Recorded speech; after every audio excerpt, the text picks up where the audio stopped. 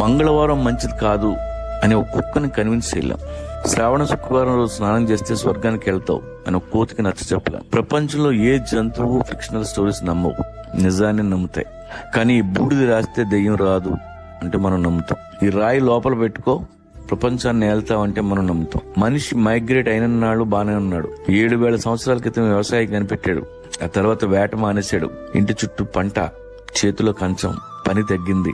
అక్కడి నుంచి అన్ని దరిద్రాలు చుట్టుకున్నాయి. తర్వాత దేవుడు పుట్టాడు, మతం పుట్టింది, బిలీఫ్ సిస్టమ్స్ తయారయ్యాయి. వాటి మధ్య పెరిగాం. క్వశ్చన్ చేసే ధైర్యం లేదు. నలుగురితో నారాయణ, గుంపుతో గోవింద. ఇప్పటికీ మైగ్రేషన్ లో ఉన్న అన్ని జంతువులు నిజంలో బతుకుతాయి. మైగ్రేషన్ ఆగిపోయిన మనం అబద్ధంలో బతుకుతున్నాం. ఫ్రీగా ప్లేట్లోకి అన్నం వచ్చిన రోజులు ఇలాగే ఉంటాం. కానీ వేటగాడు ఎప్పుడు అలర్ట్ గా ఉంటాడు. మీ వేట ఆపొద్దు, మీ ఊళ్ళో ఉండొద్దు, కడుపు నిండిన వాడి పక్కలో అసలు కూర్చోవద్దు.